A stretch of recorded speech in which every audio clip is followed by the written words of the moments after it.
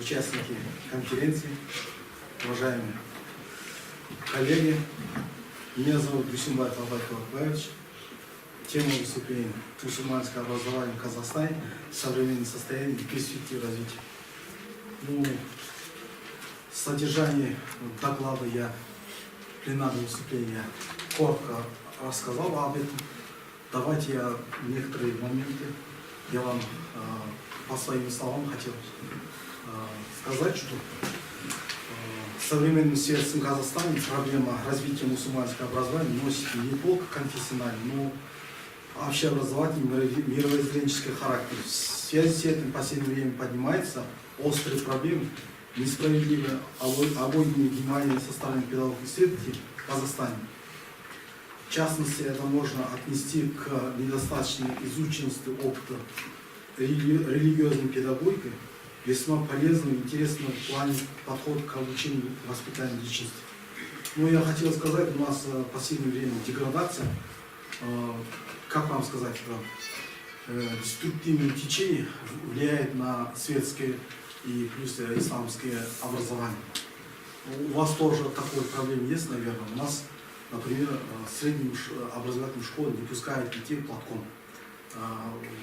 Это острые проблемы. У вас тоже есть, да? Нет, пускают у нас. У нас проблем не пускают. Татарстан, в частности Татарстан, не Россия. У нас в Казахстане это проблема, жесткие проблемы. В данный момент некоторых родителей уже штрафуют, платком не разрешает. Это, я так думаю, что в дальнейшем эту проблему решать надо. Я в своих некоторых заседаниях, где Алдано, где это Горано, я постоянно выступаю о защите прав мусульманских образований, поэтому я им предлагал, что конфессиональную школу открыть на пансионат для девчат. Девчонки, что я знаю, что раньше был в Германии придумали школьные формы, но они не придумали головные уборы. Например, в милиции есть форма, головной убор есть. Например, у медиков форма есть, головной убор есть. А в школе там головной убор нет. Вы же знаете, что в советское время школьные формы есть, все ходили с этим формой. Но в последнее время уже, не знаю, у нас появились вот такие тенденции. Но в дальнейшем это решает, наверное, эту проблему. Я предлагал им, что отдельную конфессиональную школу мусульманских девчонков открыть надо пансионат. И вторая у нас проблема. У нас сравнительно с вашим системой образования у нас есть разница. Только что это Зульфат Габдуллин, имам Хазрет, сказал, что у вас образец диплома, каждой медресе сами, у всех единого нету, да?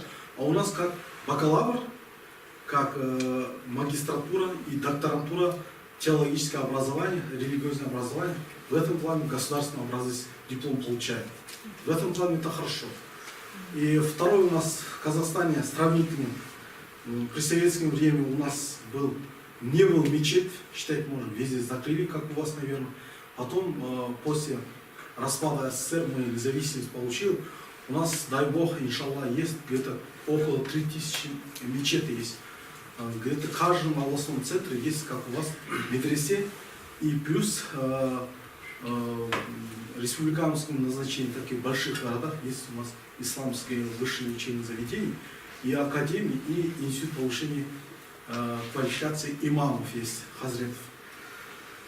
Есть у нас некоторые моменты, я хотел сказать. Можно говорить анализ развития религиозного образования исламского мира. Есть бывший у нас муфти, востоковед, профессор Абдусаттар Дирбисали. Вот. Нет, еще. Абдусаттар Дирбисали.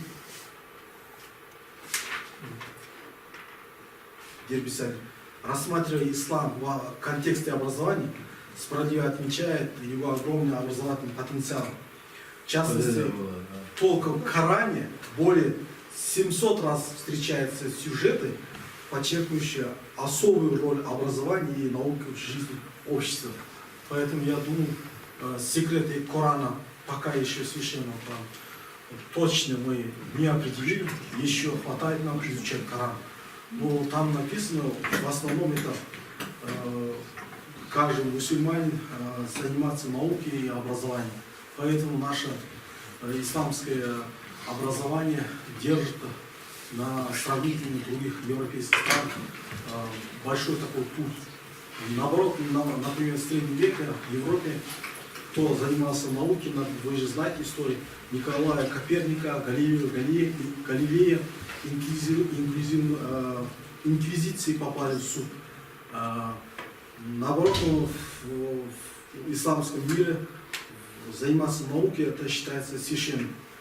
Великолепная организация религиозно-светское обучение распространилась по всему исламскому миру. Известным школам являются мечеть Кордовы и Андалусии, мечеть Ан-Нури, Дамаске, учебный комплекс Аль-Азхар в Каире, школа Ан-Низамия, Багдад и другие. Мечеть Аль-Азхар еще с конца XI века полноценно приступила к своей университетской деятельности и успешно объединил в себе преподавание религиозных учебных предметов и с таким гуманитарным и академическим предметом. Я думаю, в дальнейшем учебных заведениях, в точности я хотел сказать, педагогических вузах, я предлагаю элективный курс, спецпредмет мусульманский педагог. В некоторых местах в Казахстане это опыт внедряет уже. Я думаю, везде, где густонаселенное мусульманское население, я думаю, это в вузах или среднеспециальных образованиях вести на такой предмет, потому что они работают с детьми мусульманскими семьями, поэтому это эффект очень будет успешным, считать можно. Я так считаю, что это Аль-Азхар, это самый первый университет, чем сравнительно в европейских вузах.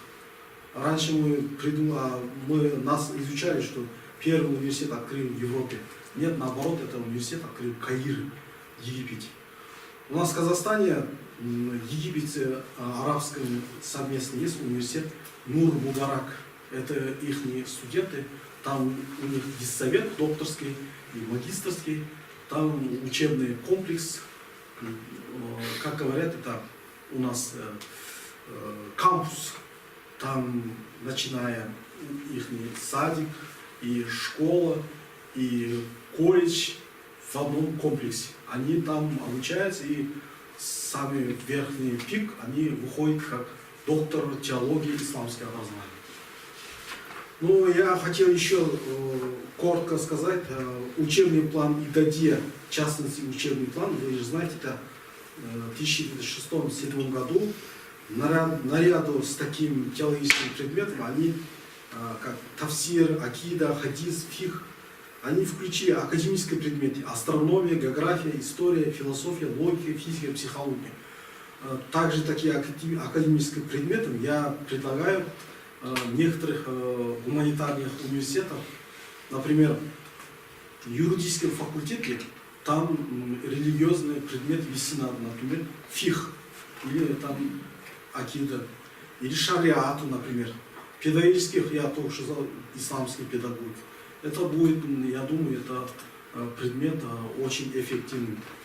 Ну, я коротко еще хотел сказать, в мировом пространстве религия, ислам эволюционным характером уже развивается, но некоторые наши ученые, есть гипотеза, где-то 100-150 лет, если они так предлагают, через 100-150 лет будет, например, Европа станет мусульманским миром. Я со своими глазами видел, в 2016 году я ездил академическим мобильством в Великобритании, там в одном районе я просто попал, оказывается, все там свои мечеть, свои как вам сказать, все это такой изолированный район, оказывается, Лондон. Они предлагали местным властям, что мы сами контролируем этот район, нам не надо ваши полицейские, нам не надо ваши такие люди, мы сами свои закон. И оказывается, через 2-3 года это дали результат, там не было статистика там преступлений, не было такой пьяный, не было такой улицы, такой беспорядок, там порядок. Поэтому Лондон, в некоторых районах есть мусульманские кварталы. Там свои порядки, свои чистота, свои культуры. Я думаю, такие кварталы уже появились в Франции, в Испании такие. Дай Бог, такие уже появились уже в некоторых странах СНГ. Спасибо за внимание. Благодарю за хорошее вы послушали меня. Можно вопросы задавать. Спасибо, что это было еще интересное доклад, выступление было. Пожалуйста, вопросы? Пока у меня вопрос.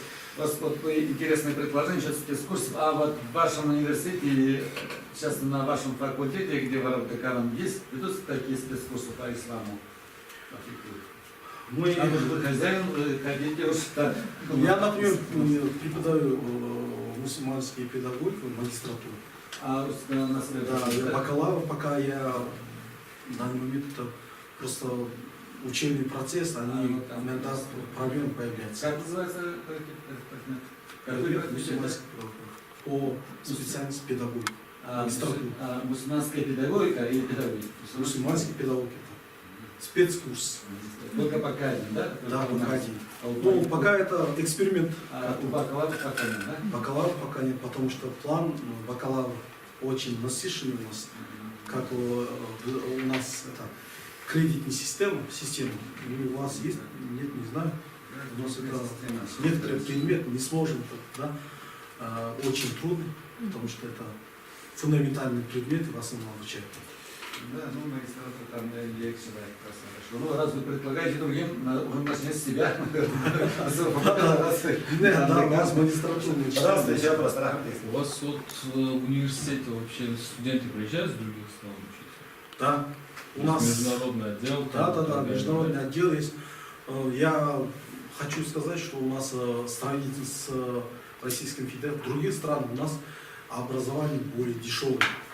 Например, у нас бакалавр педагогических специалистов где-то по своим российским группам где-то 50 тысяч рублей. 45-50 тысяч в дневном отделе.